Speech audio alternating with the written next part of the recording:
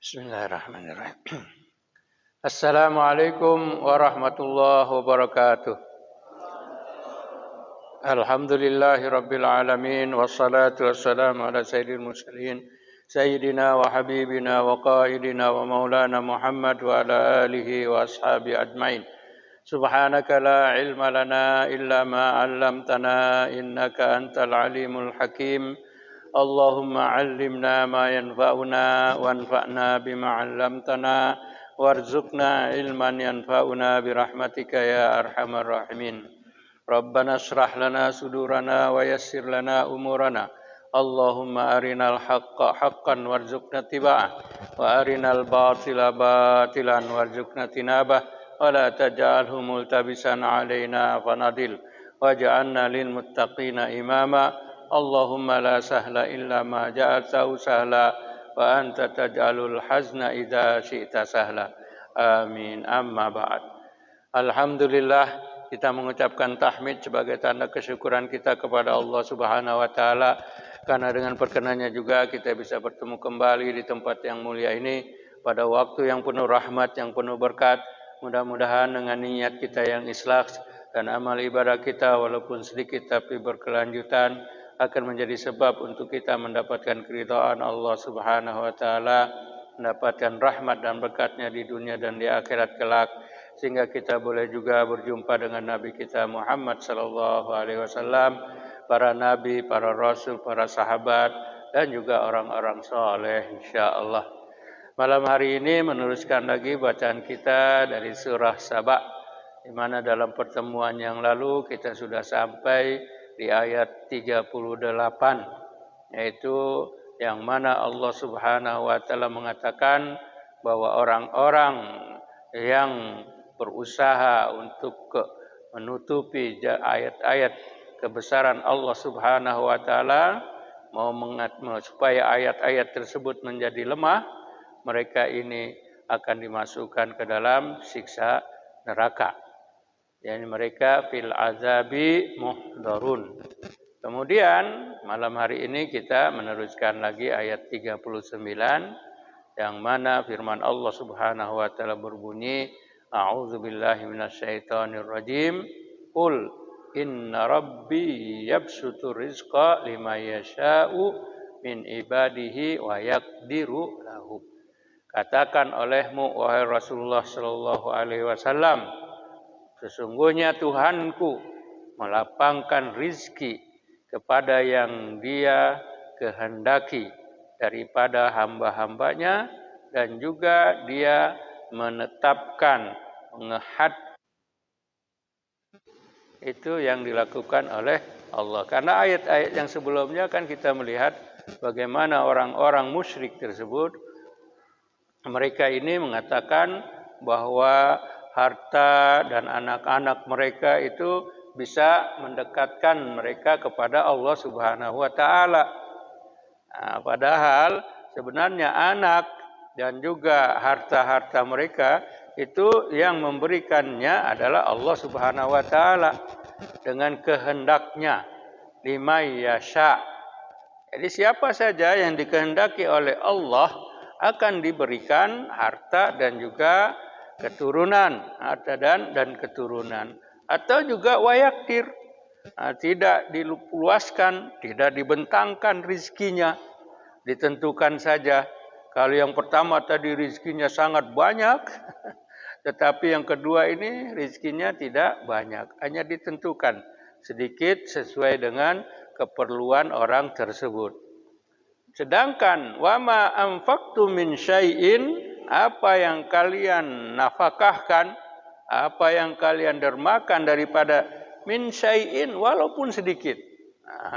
Kamu berikan, kamu nafkahkan, kamu dermakan walaupun sedikit, wa huwa yukhlifuhu, Dia akan menggantinya, menggantikan pahala daripada rizki yang telah diberikan kepada orang lain. Di sini fa huwa yukhlifuhu. Sabda Rasulullah sallallahu alaihi wasallam, tidak ada satu hari pada waktu malam hari kecuali ada malaikat yang berdoa kepada Allah Subhanahu wa taala pada waktu malam, ya. tahajud. Kemudian yang berdoanya siapa? Malaikat, bukan manusia biasa atau bukan jin, tapi yang berdoa adalah malaikat, makhluk suci yang mana didengar mereka punya doa. Allahumma khluf, kata malaikat tersebut berdoa kepada Allah Subhanahu wa taala. Allahumma ti, ya Allah berikan kepada orang yang menginfakkan, menafkahkan hartanya gantinya. Yani yukhlifu. Sini sebutnya yakhlifu, Allah menggantinya. Yang di dalam Qur'annya, di dalam hadisnya disebutkannya adalah ganti daripada yang diinfakkannya tadi. Sedangkan orang yang mumsik, yang bakhil, yang tidak memberikan apa-apa harta kepada yang lainnya, maka berikanlah kepada mereka kehilangan, talafan, hilang harta-harta yang mereka miliki. Itu setiap malam. Setiap malam malaikat akan berdoa seperti yang dikatakan oleh Rasulullah sallallahu alaihi wasallam. Karena Allah Subhanahu wa taala adalah wa huwa khairur razikin, sebaik-baik yang memberi rizki, sebaik-baik yang menganugerahkan rizki. Allah Subhanahu wa taala. Semuanya sudah ditetapkan oleh Allah Subhanahu wa taala di Lauh Mahfuz. Rizkinya berapa rizkinya. Tetapi dengan doa, dengan sedekah, dia bisa bertambah. Karena ketetapan Allah Subhanahu wa taala itu ada dibagi dua. Yang disebutnya qadar atau qada mubram dengan qada muallak. Kalau qada mubram itu memang sudah tidak berubah. Yang ini ada di Lauh Mahfuz. Tetapi di Lauh Mahfuz, dikeluarkan dari Lauh Mahfuz, mau dikasihkan kepada setiap manusia, malaikat sendiri tidak tahu. Malaikat tidak tahu karena ini ketetapannya ada di Lauh Mahfuz. Tahu-tahu ada tambahan atau dikurangi lagi. Nah, itu malaikatnya tidak tahu itu. Tapi diberikan kepada makhluk yang telah ditetapkan oleh Allah. Orang yang suka bersilaturahmi, rizkinya tambah. Orang yang berdoa, itu rizkinya tambah. Orang yang senantiasa berinfak, rizkinya tambah. Walaupun bisa ditetapkannya, tadinya dia harusnya dapatnya 100, tapi kodoknya kodok muallak, maka dia akan menjadi dapat 1.000. Nah, itu karena kodok muallak. Muallak ini artinya tergantung. Malaikat belum tahu itu mau dikatakan. Tapi yang di Lauh Mahfuz kan turun, diberikan kepada malaikat. Nah, tahu-tahu ada tambahan. Nah, itu namanya qada muallak. Bukan hanya rizki, yang lain-lain juga demikian. Ya, ditetapkan oleh Allah Subhanahu wa taala dan malaikat yang akan membagi-bagikannya. Sebagaimana yang kita ketahui, yaitu malaikat yang membagi-bagi rizki kepada makhluk Allah Subhanahu wa taala.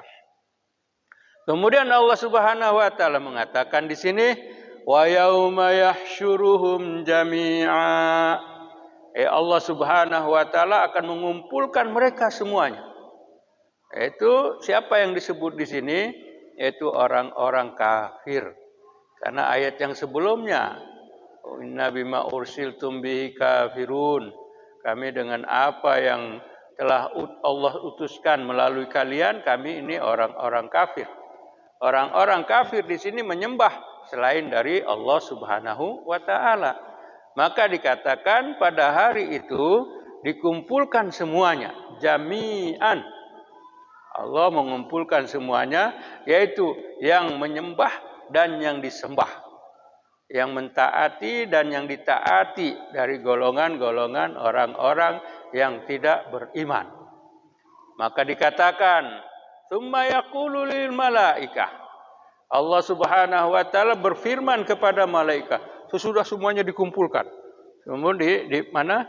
Di padang mahsyar, di padang mahsyar. Namanya juga yahsyuru. Yahsyuru mengumpulkan. Di mana dikumpulkan? Di mahsyar. Mahsyar ini tempat daripada hasyar. Mahsyar. Semuanya dikumpulkan di sana. Orang-orang yang menyembah selain dari Allah dan juga orang-orang atau makhluk yang disembah oleh mereka semuanya dikumpulkan di hadapan para malaikat. Allah berfirman kepada malaikat, "Ahaula'i iyyakum kanu ya'budun?" Apakah mereka ini yang menyembah dan yang disembah itu mereka menyembah kamu bersamamu wahai para malaikat. Malaikat di sini dikatakan bahwa yang disembah dengan yang menyembah itu menyebutkan malaikat sebagai sembahan mereka. Karena dikatakan mereka ini beribadah, ya'budun, beribadah dengan malaikat. Ini dakwaan yang didakwakan oleh siapa? Oleh orang-orang musyrik, oleh orang-orang yang tidak beriman tersebut. Mereka mengatakan kan, ittakhadhu, menjadikan malaikat ini sebagai anak perempuan Tuhan. Nah, itu mereka mengatakan begitu. Orang-orang kafirnya mengatakan malaikat ini inas, yaitu anak-anak perempuan Allah Subhanahu wa taala. Makanya ditanya malaikat, wahai malaikat, benar enggak apa yang dikatakan oleh mereka? Benar enggak apa yang didakwa oleh mereka bahwa kamu disuruh, mereka menyembah kamu. Mereka menyembah kamu. Ini sama dengan kisah Nabi Isa. Nabi Isa alaihissalam nanti di akhirat juga akan dikatakan kepada Nabi Isa oleh Allah Subhanahu wa taala. Dikatakan di dalam ayat surah Ali Imran, tattakhizu ummi tattakhizuni wa ummiya ilahaini. Apakah engkau wahai Isa, kamu waktu di dunia dulu menyuruh mereka untuk menyembah, untuk menjadikan kamu dan ibumu sebagai dua Tuhan? Kata Allah Subhanahu wa taala. Karena Nabi Isa kan memang seperti begitu sekarang di dakwah. Disembah oleh siapa? Oleh orang-orang yang menyembah mereka, itu menyembah Nabi Isa dan juga menyembah Maria, Maryam tersebut. Nah, nanti ditanya. Makanya Nabi Isa dia ketika dimintai untuk memberi syafaat oleh manusia, nggak bisa kasih. Sibuk dia dengan dirinya sendiri. Ya, sibuk dengan dirinya. Semua nabi ada apa yang akan dipertanyakan, kecuali Nabi Muhammad SAW. Maka Nabi Muhammad berkata, ilayya, halumma ilayya, silakan datang ke saya. Silakan datang ke saya. Siapa yang mau mendapatkan syafaat? Tapi kalau Nabi Isa nggak bisa. Karena apa? Dia harus membantah, membela diri nanti di akhirat. Bagaimana orang-orang yang tidak berilmu tersebut menjadikan Nabi Isa sebagai Tuhan atau anak Tuhan bersama dengan ibunya. Itu. Nah, malaikat juga begitu, ditanya nanti. Apakah kamu ketika manusia hidup di dunia tersebut menyuruh mereka untuk menyembah kamu? Nah, di sini juga jawabannya qalu subhanak. Malaikat menjawab, wahai Tuhan, maha suci engkau. Sama juga dengan Nabi Isa. Nabi Isa juga berkata begitu. Takhuduni ummi wa ilahaini qala subhanaka. Nabi Isa juga berkata, maha suci engkau. Malaikat juga mengatakan subhanaka, maha suci engkau. Engkau adalah pelindung kami, anta waliyuna. Nah, dikatakan oleh para malaikat tersebut. Kalau mereka mengatakan yang demikian, engkau adalah pelindung kami, engkau maha tahu apa yang Nabi Isa juga mengatakan, in kuntu qultuhu faqad alimtah. Kalau sebenarnya aku mengatakannya kepada orang-orang Bani Israel tersebut, jadikan aku dan ibuku sebagai Tuhan, faqad alimtah, engkau pasti mengetahui kalau aku mengatakannya. Itu namanya pembelaan Nabi Isa. Begitu juga para malaikat, subhanaka anta waliyuna, engkau adalah pelindung kami, min dunihim, selain daripada mereka.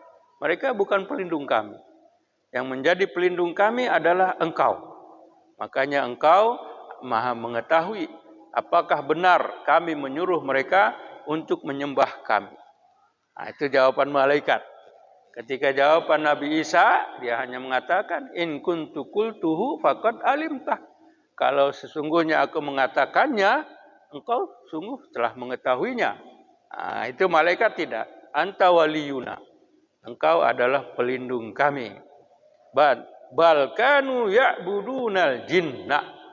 Jadi tambahan daripada ucapan malaikat tadi yang mengatakan engkau wahai Tuhan kami adalah pelindung kami, sebenarnya mereka ini orang-orang kafir tadi ya'budunal jinna aksaruhum bihim mu'minun. Mereka ini menyembah jin. Nah, menyembah jin. Yang jin ini di sini dimaksudnya adalah setan. Bukan jin sebagai seluruh jin. Karena jin ini ada jin yang nakal, jin yang kafir, jin yang menentang ajaran Allah. Ini mereka disebutnya setan. Disebut setan. Manusia juga ada setannya. Nah, setan tersebut.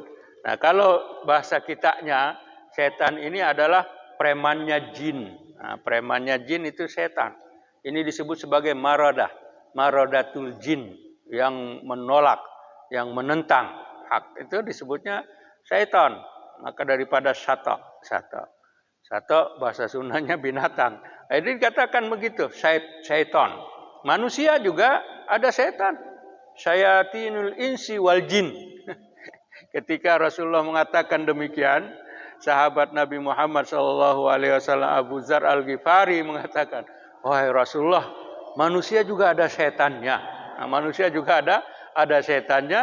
Allah dijawab dengan ayat Al-Quran, Syayatinul insi wal jin.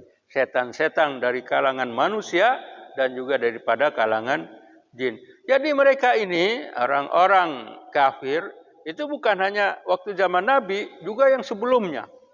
Orang-orang kafir semuanya, mereka ini menyembah setan. Ya'budunal jinna. Nah, kita lihat. Dan ketua setannya itu siapa? Iblis. Nah, ketua setannya itu adalah iblis. Kalau setan-setan yang lain, anak buah daripada iblis semuanya mati dan hidup seperti manusia. Tapi kalau iblis dia tidak mati. Nanti matinya hari kiamat. Nah, iblis matinya hari kiamat. Tapi anak buahnya semuanya mati. Al-insu wal jinnu yamutun, kata Rasulullah SAW. Manusia dan jin semuanya akan mati. Jadi jin juga mati, hanya mungkin umurnya lebih panjang daripada manusia. Manusia 70 tahun kah berapa? Kalau jin lebih panjang lagi umurnya daripada manusia. Jadi mereka menyembah jin atau menyembah setan. Karena yang pertama sekali yang menyuruh manusia untuk menyembah selain daripada Allah adalah iblis. Adalah iblis itu sendiri. Al-Quran ada mengatakan nasu ummatan wahidah. Manusia pada asalnya mereka itu adalah umat yang satu. Yaitu dari Nabi Adam sampai sebelum Nabi Nuh diutus. Menyembah Allah Subhanahu wa Ta'ala selama 1000 tahun. 1000 tahun katakan. Ya, dari zaman Nabi Adam sampai sebelum Nabi Nuh. Itu semuanya menyembah Allah Subhanahu wa Ta'ala yang satu. Walaupun mereka berdosa. Walaupun mereka melakukan maksiat. Tetapi kemusyrikan menyembah selain daripada Allah itu bermulanya pada zaman Nabi Nuh alaihissalam. Makanya Nabi Nuh diutus oleh Allah Subhanahu wa Ta'ala untuk mengembalikan manusia menyembah Allah. Pertama sekali berkaitan dengan menyembah selain daripada Allah, yang mana di dalam surah Nuh tersebut ada disebutkan lima berhala. Suwa, Na'uk, Ya'uk, itu nama-nama berhala. Ini pada asalnya mereka ini adalah orang-orang soleh. Orang-orang soleh, nenek moyang yang soleh. Tetapi pada masa ketika iblis menyamar menyeru mereka untuk dibuatkan gambar. Nah, gambar orang-orang soleh tersebut supaya mereka ingat kepada orang-orang soleh tersebut. Akhirnya dibikin. Iblis yang membuatnya, gambar-gambar tersebut, Fulan, Ya'uq, Nasar disebut. Ini untuk apa? Untuk mengingatkan. Akhirnya mereka ingat, ketika ada itu ingat. Nah, generasi yang ini masih seperti itu, masih bagus. Ingat bahwa ini adalah orang-orang soleh Tuhan. Tetapi generasi berikutnya sudah lain. Itu waktu zaman Nabi Nuh, mereka menjadikan yang orang-orang saleh, yang gambar-gambarnya tadi, ini sebagai Tuhan. Nah, disitulah mulanya apa? Mulanya kemusyrikan. Makanya Allah Subhanahu Wa Taala mengutus Nabi Nuh. Ketika umur Nabi Nuh itu sudah sampai lebih 400 tahun.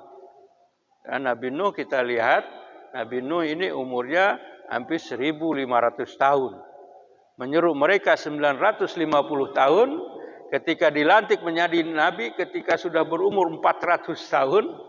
Dan hidup sesudah Taufan diselamatkan hampir 400 tahun. 350 tahun hidup sesudah Taufan tersebut. Nah, itu Nabi Nuh. Makanya diutus Allah Nabi Nuh ini. Untuk apa? Mengembalikan mereka menyembah Allah Subhanahu wa Ta'ala. Maka dikatakan di sini ya'budunal jinna.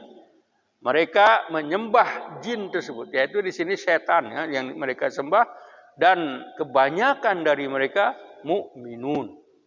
Artinya ada yang sedikit yang tidak beriman kepada setan-setan tadi. Mereka menolak daripada menyembah sembahan atau berhala-berhala tersebut. Itu contohnya adalah para pengikut Nabi. Para pengikut Nabi kalau kita lihat mereka itu sedikit, tidak banyak yang mengikuti Nabi. Nah, tidak banyak yang mengikuti Nabi. Kebanyakan dari mereka adalah orang-orang yang menentang Nabi. Dikatakan aksaruhum.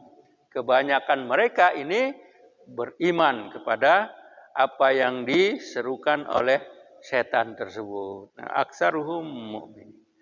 Maka pada hari itu, hari kiamat, fal yauma la yamliku ba'dukum li ba'din naf'an wala darra.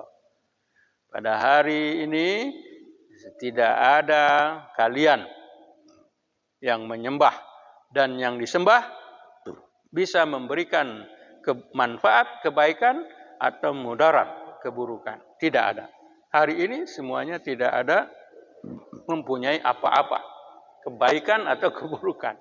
Karena hari itu adalah milik Allah Subhanahu wa Ta'ala. Ketika di dunia mereka bisa menentang. Ketika di dunia mereka bisa menolak. Ketika di dunia mereka bisa melakukan apa saja atas kehendak Allah, masyiatillah. Mereka bisa berbuat apa saja. Tetapi pada hari kiamat, sudah tidak bisa. La yamliku. Mereka, setiap dari mereka tidak memiliki manfaat juga memberikan mudarat. Maka ketika itu wa naqulu lil ladzina zalamu dzuqu azaban naril lati kuntum biha tukadzibun. Kami katakan kepada orang-orang yang zalim, orang-orang yang zalim. Di sini tidak disebut orang-orang kafir. Tidak disebut orang-orang kafir. Kan sebelumnya itu adalah orang-orang kafir. Nah, di sini lebih umum, zalim, menganiaya orang yang zalim. Kadang orang Islam juga dia zalim. Nah, kadang orang Islam juga zalim. Maka dia akan dihukum juga oleh Allah Subhanahu wa Ta'ala. Seandainya hanya dikatakan kepada orang kafir, berarti yang kafirnya saja yang akan dihukum. Tetapi ketika dikatakan zalim, nah semua manusia ada yang zalim. Nah, yang zalimnya sama ada orang Islamnya juga atau orang kafirnya juga tersebut. Maka dikatakan kepada mereka, zuku, rasakan. Zuku, ini daripada ini daripada merasakan, rasakan. Azaban, azab siksa neraka. Allati kuntum biha tukadzibun, yang mana kamu sebelum ini mendustakannya kepada hari kiamat. Kamu tidak percaya dengan akan adanya api neraka. Kamu tidak percaya. Semua mengatakan innama hayatuna dunya namutu nahya fiha. Ini adalah kehidupan dunia kita. Kita hidup dan mati, itu saja, selesai. Tidak, kami nanti di akhirat tidak akan ditanya. Di akhirat sudah tidak ada lagi akhirat. Selesai. Mati dikubur di tanah, sudah tidak ada apa-apa lagi. Itu kadzibun. Mereka mendustakan. Sedangkan Rasulullah SAW tugasnya itu ada 3 di sana. Tauhid, risalah, dengan wa'ad, yaitu janji hari kiamat. Itu semuanya disebutkan oleh Rasulullah SAW, dibawa oleh Rasulullah untuk umat manusia. Dan juga nabi-nabi yang sebelumnya. Nabi-nabi yang sebelumnya semuanya mengatakan, mengingatkan akan adanya hari kiamat. Kuntum biha tukadzibun. Kemudian dikatakan di sini, wa idza tutla alaihim ayatuna bayinat. Dan apabila kami bacakan ke telinga-telinga mereka, kami perdengarkan ke telinga-telinga mereka itu ayat tanda-tanda kebesaran kami atau ayat-ayat kami yang jelas, bayinat. Qalu, mereka menjawab, ma hadza illa rajulun yuridu an yasuddakum. Mereka berkata, misalnya Nabi Muhammad membacakan ayat-ayat tersebut, membacakan ayatnya di Ka'bah, di pasar ketika Nabi berdakwah, dibacakan ayat-ayat tersebut. Mereka semuanya berkata, ma hadza, bukanlah ini, tidaklah kecuali seorang lelaki, illa rajulun. Menurut ini sebagai penghinaan. Mereka menghina Rasulullah Shallallahu Alaihi Wasallam. In hadza illa rajul, dia seorang lelaki. Mereka berkata begitu. Ini adalah seorang lelaki yang mana dia ingin yuridu an yasuddakum, menahan kalian amma kana ya'budu abauna, dari apa yang disembah oleh nenek moyang kamu. Jadi ini Muhammad hanya tujuannya begitu, menahan kamu supaya kamu tidak menyembah apa yang disembah oleh nenek moyang kamu. Dan mereka menyembah. Kalau kita lihat, mereka mulai menyembah itu sesudah siapa? Sesudah Mekah dikuasai oleh Bani Khuza'ah. Mereka disembah oleh Bani Khuza'ah. Bahkan dikatakan Tuhan yang pertama disembah ini, yang mana ayat tadi, ya'budunal jinna, mereka ini menyembah jin, ini adalah dari Bani Khuza'ah, yaitu daripada kabilah Mulaihah. Kabilahnya Mulaihah, tapi bangsanya Khuza'ah. Khuza'ah dari mana? Dari Yaman. Khuza'ah dari Yaman, keturunan dari mana? Daripada Sabah. Keturunan Sabah, yaitu yang mana mereka ini pergi ke Jazirah dari Yaman. Jadi katakan di sini, illa rajulun yuridu an yasuddakum. Orang Mekah asalnya ikut dengan Nabi Ibrahim.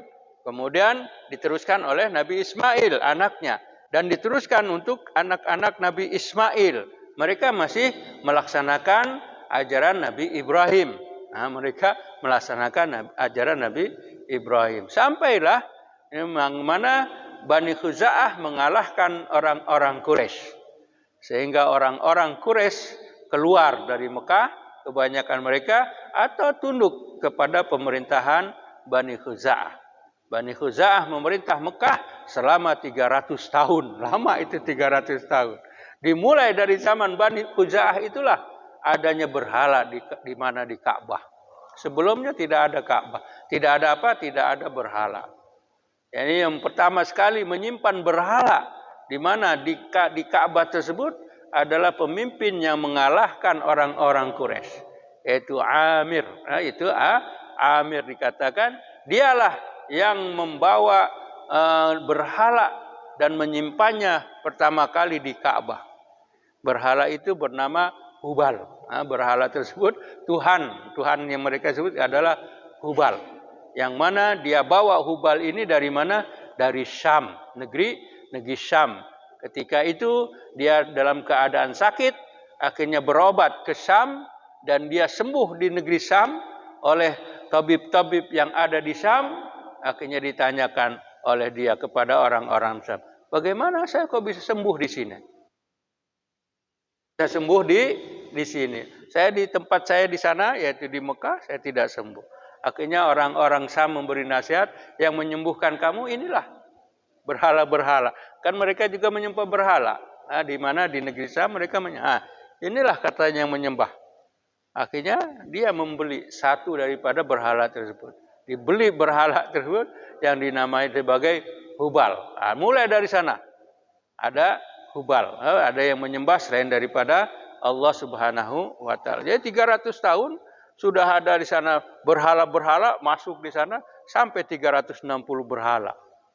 Nah, ketika mereka ini dikalahkan lagi, yaitu diambil, direbut lagi kekuasaannya dari mereka yang menguasai kota Mekah oleh nenek Nabi yang kelima, yaitu Qusay bin Kilab. Nah, Qusay bin Kilab lah yang mengambil alih lagi. Karena apa? Karena Qusay menikah sama putri pemimpin mereka. Nah, putri pemimpin mereka menjadi istri daripada Qusay. Akhirnya dengan cara-cara yang tertentu dikalahkan Khuza'ah dan dikeluarkan dari kota Mekah. Mulai dari sana Quraisy menguasai lagi. Waktu zaman nenek Nabi Qusay ibni Kilab. Nah, ini dikatakan di sini. Jadi kalau kami katakan ke mereka, Muhammad ini dia mau menahan kita supaya kita tidak menyembah Tuhan-Tuhan yang disembah oleh nenek moyang kita. Yani ya'budu aba'ukum, disembah oleh nenek moyang kalian. Wa qalu ma hadza, mereka berkata, bukanlah ini, yaitu Quran yang dibawa oleh Rasulullah sallallahu alaihi wasallam, illa ifkum muftara, kecuali pendustaan yang mengada-ada atau yang diada-adakan. Muftar. Ini semua yang ada di dalam Al-Quran, yang kamu dengar Quran ini semuanya adalah dusta. Tidak benar. Ini adalah mengada-ngada. Muftara. Kalau di dalam bahasa Arab itu kazib, bohong itu yang terendah. Tapi ada di atasnya lagi ada ifkun. Dan ifk juga adalah muftari, iftira. Nah, itu ada mengada-ngada, dusta yang mengada-ngada. Jadi apa yang dibawa oleh Muhammad dengan Al-Quran ini semuanya mengada-ngada. Khususnya yang dikatakan oleh Nadhr ibni Haris. Nadhr ibni Haris musuh bebuyutan Rasulullah sallallahu alaihi wasallam. Rasulullah ketika berdakwah di satu tempat, dia bersama dengan Rasulullah. Akhirnya Rasulullah memberikan ayat Al-Quran, dia ngomong, jangan percaya sama dia, itu hanyalah dongeng-dongeng saja. Asatirul awalin. Nah, selalu Rasulullah pergi ke Kiulab, berbicara dengan orang-orang Kiulab, orang dikatakan di sana, ini akhirnya dikatakan jangan kamu dengar dia. Dia ini bohong. Dia ini membawa dongeng-dongeng saja. Akhirnya dia pergi kemana? Ke Jurudung. Jurudung juga begitu. Orang-orang Jurudung dipengaruhi oleh siapa? Nadhr ibni Haris. Makanya ini sebagai musuh Tuhan itu Nadhr ibni Haris, yang mana dia akan mendapat akibatnya. Jadi 13 tahun ditambah 2 tahun, 15 tahun dia melawan Nabi Muhammad. Nabi Muhammad berdoa sama ada dia untuk masuk Islam atau dia dihukum, tapi belum dijawab. Dijawabnya nanti waktu perang Badar. Waktu perang Badar 70 orang yang terbunuh dari orang-orang musyrik tersebut, 2 orang diantaranya yang terbunuhnya itu sangat luar biasa. Terbunuhnya dengan keadaan yang mengenaskan. Kalau yang lain-lain terbunuh biasa dalam seperti peperangan, kecuali 2 orang ini. Yaitu salah satunya Nadhr ibni Haris. Dia sobron, terbunuhnya, terpotong tangannya, terpotong semuanya, sangat mengenaskan. Yang satu lagi adalah tetangga Nabi, yaitu Amr ibni Abi Mu'aid. Nah, itu tetangga Nabi. Itu juga terbunuhnya luar biasa. Tidak seperti yang lain. Sebagai balasan. Sebagai balasan ketika masih mereka di dunia. Nanti di akhirat inilah mereka akan zuku, rasakan oleh kalian Azab atau hukuman dari apa? Api neraka yang kalian dustakan. Wa qala allazina kafaru lil haqqi, dan berkatalah orang-orang kafir tersebut ketika datang kepada mereka kebenaran, hak, ketika datang kepada mereka kebenaran, in hadza illa sihrum mubin. Ini semua adalah sihir yang nyata. Sihir yang nyata dikatakan. Karena mereka melihat Al-Quran ini dibawa oleh Rasulullah, orang yang mendengarnya itu memang tertarik dengan Al-Quran itu. Tertarik, karena kan mereka orang Arab. Dia paham mereka tentang itu. Tetapi karena ada pemimpin mereka yang menahannya. Akhirnya mereka nggak berani. Ada Abu Jahal, dari keturunan dia, misalnya Bani Makhzum. Ada orang Bani Makhzum yang ingat, mau ikat dengan Muhammad, dengan Rasulullah SAW. Dengar Quran, terus dia datang, disiksa orang itu. Begitu juga dengan pemimpin-pemimpin Quraisy yang lain. Semua keturunan atau bangsa mereka yang ikut dengan Nabi dihukum. Makanya mereka tidak berani, walaupun mereka paham itu, dengar. Nah, kata Nabi Muhammad SAW, memang mereka ini apa? Dikatakan sebagai sihir, bisa menyihir, bisa dikatakan mempengaruhi orang. Makanya ketika Nabi Muhammad SAW, orang-orang Quraisy sudah sepakat mau membunuh Nabi Muhammad SAW sebelum Nabi Muhammad hijrah. Sebelum Nabi Muhammad hijrah. Jadi pada malam Kemisnya, mereka semuanya bersepakat akan membunuh Rasulullah SAW. Tapi itu kesepakatan sesudah ada perbincangan di antara mereka. Jadi semuanya dikumpulkan, ketua-ketua Quraisy semuanya dikumpulkan di mana? Di Darun Nadwah. Darun Nadwah ini tempat berbicara mereka. Kalau bahasa kita ini di DPR-nya gitu. Dan Darun Nadwah juga dibuat oleh nenek Rasulullah SAW, yaitu Qusay. Qusay sendiri yang membuat Darun Nadwah khusus di sana untuk ada acara apa-apa masalah dibicarakan di sana. Jadi mereka membicarakan di sana, membicarakan bagaimana ini Muhammad ini. Kita sudah lihat Muhammad sudah mempunyai tempat, yaitu di Yasrib.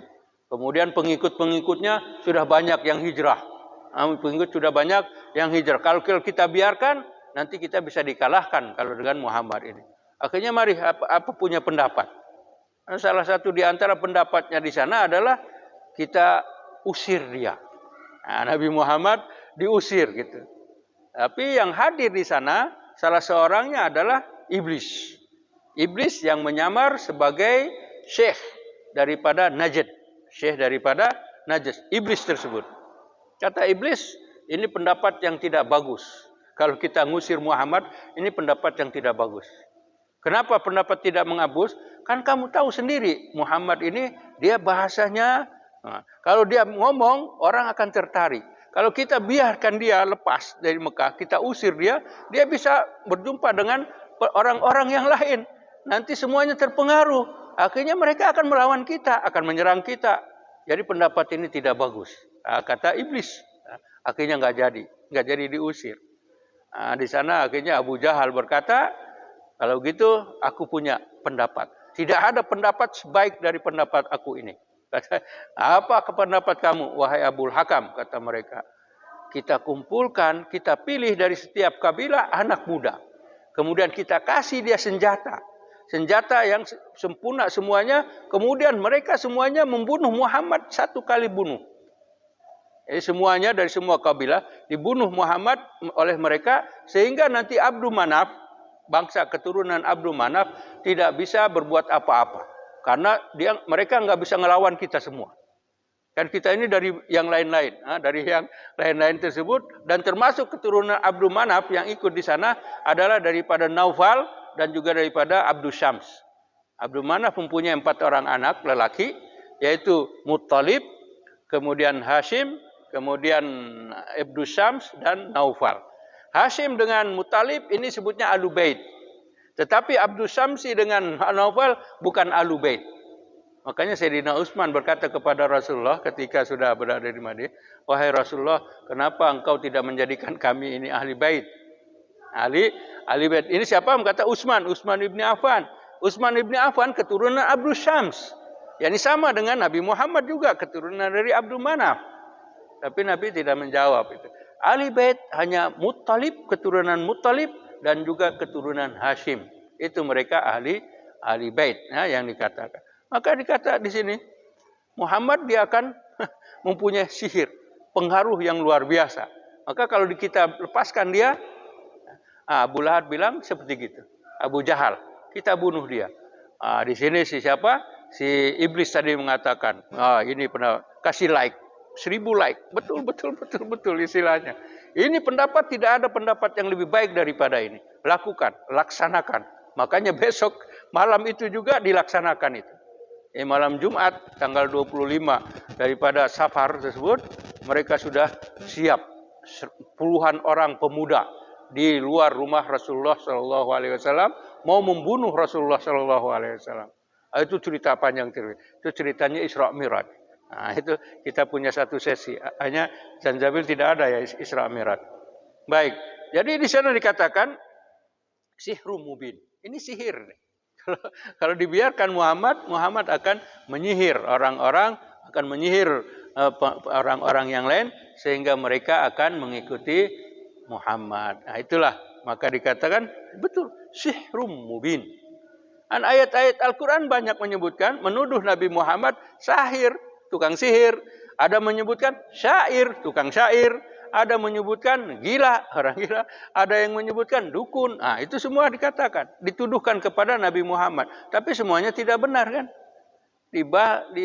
Dibantah oleh Al-Quran sendiri. Dibantah oleh Al-Quran sendiri. Bahwa Nabi Muhammad walaysa bisyair, bimajnun, tidak. Nabi Muhammad adalah seorang nabi dan rasul yang diutus oleh Allah Subhanahu wa taala. Jadi orang-orang kafir tadi berkata, in haza illa sihrum mubin. Sihir yang nyata. Karena mereka tahu begitulah. Al-Qur'an itu memang seperti sihir ya. Makanya disebutkan oleh Rasulullah sallallahu alaihi wasallam, wa inna minal bayani la sihra. Ucap-ucap kata-kata yang baik tersebut dia bisa menjadi sihir. Al-Quran ini seperti itu. Orang mendengarnya paham dengan apa, terus dia ikut. Seolah-olah sihir gitu. Padahal bukan sihir. Ini adalah firman Allah Subhanahu wa ta'ala. Baik, itu mungkin yang bisa kita bicarakan sekarang. Ada mungkin 5 menit tuh boleh untuk tanya jawab insyaallah. Kita selesai jam kurang 10 menit sampai 10. Wallahu a'lam. Rahmanirrahim. Alhamdulillahirabbil alamin. Hamdan yuafi ni'amahu wa yukafi mazidah. Ya Rabbana lakal hamdu kama yanbaghi li jalali wajhika 'azimi sultanik.